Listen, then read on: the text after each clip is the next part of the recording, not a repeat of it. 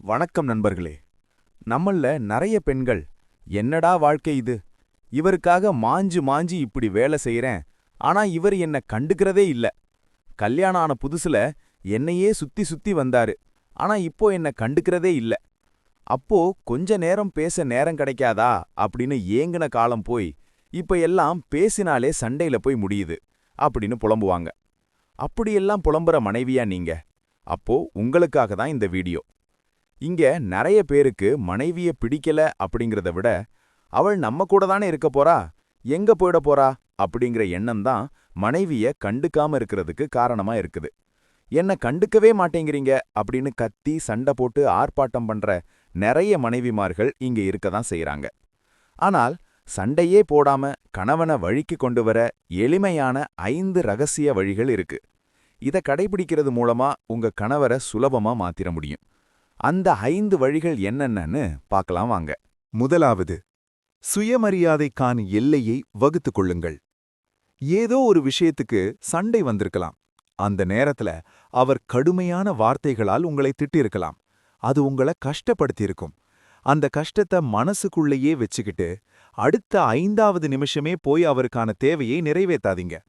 ஒண்ணுமே நடக்காதது போல போய் நீங்க டீ குடிக்கிறீங்களா, காஃபி குடிக்கிறீங்களா அப்படின்னு கேட்டீங்கன்னா, ஓ, இவள நாம எப்படி வேணும்னாலும் திட்டலாம், எங்கேயும் போக மாட்டா அப்படிங்கிற எண்ணம் கணவருக்கு வந்துரும்.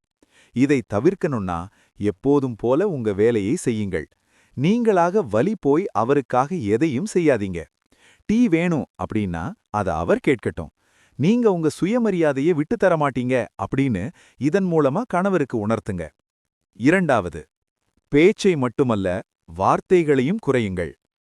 ஏதாவது சண்டை வந்தால் கணவர்கிட்ட அதை விளக்குறதுல மனைவிமார்கள்தான் முதலிடத்துல இருப்பாங்க.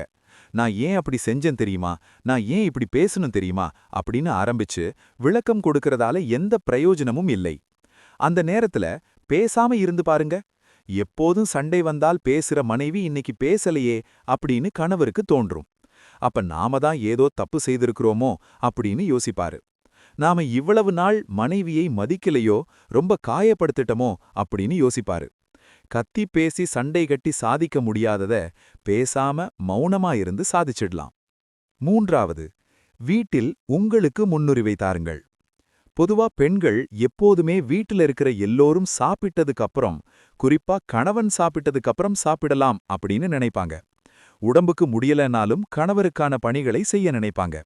நாம வீட்ல சும்மா தானே இருக்கோம், நாம அப்புறம் சாப்பிட்டுக்கலாம் அப்படின்னு தான் நினைப்பாங்க. ஆனா அப்படி செய்யக்கூடாது. நீங்கள் எந்த வகையிலும் குறைந்தவர் இல்லை அப்படிங்கிறத மனசுல வச்சுக்கோங்க. உங்களுக்கு பசிச்சா சாப்பிடுங்க, உடம்பு முடியலன்னா ஓய்வு எடுத்துக்குங்க. நாம உடம்பு முடியலேன்னு சொல்லாம எல்லா வேலையும் இழுத்து போட்டுட்டு செஞ்சோம்னா அவங்களுக்கு எப்படி தெரியும் நமக்கு உடம்பு முடியலன்னு? உங்களுக்கு இருக்கும் தேவைகள், உடல் உபாதைகள், ஆசைகள் இவற்றையெல்லாம் கணவருக்கு தெரியப்படுத்துங்க. நான்காவது, உங்களுக்கென தனி உலகத்தை அமைத்துக் கொள்ளுங்கள்.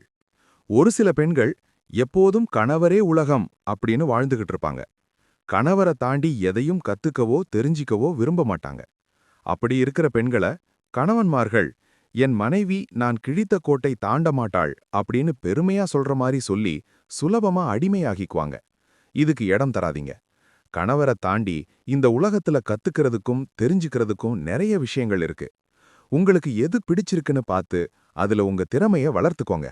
உங்க திறமைய காட்டுங்க. கணவரை சார்ந்து இருக்கும்போது கிடைக்காத மரியாதை அப்போது கிடைக்கும். ஐந்தாவது, கண்ணீரை ஆயுதமாக்காதீர்கள். பெண் என்றாலே அழப்பிறந்தவள் என்ற நிலை மாறி ஆழப்பிறந்தவள் என்று மாறிடுச்சு.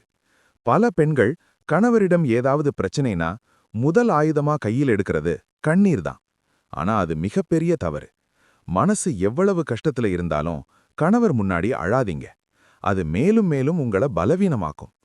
ஒரு பிரச்சனை வந்தால், இதெல்லாம் எனக்கு தூசி, அது என்னை எந்த விதத்திலும் பாதிக்காது அப்படின்னு உங்க எதிர்வினை இருக்கணும். மனைவிய காயப்படுத்த முடியாதுன்னு தெரிஞ்சிருச்சுன்னா காயப்படுத்த யோசிப்பாங்க. அப்போ மரியாதை தானா கிடைக்கும். இந்த 5 வழிகளையும் கடைபிடிச்சிங்கன்னா உங்களை கண்டுக்காத கணவர் கண்டிப்பா வழிக்கு வருவார். இந்த வீடியோ உங்களுக்கு பிடிச்சிருந்தா ஒரு லைக் பண்ணுங்க. மேலும் இது போன்ற வீடியோக்களுக்கு நம்ம சேனலை சப்ஸ்கிரைப் பண்ணி சப்போர்ட் பண்ணுங்க.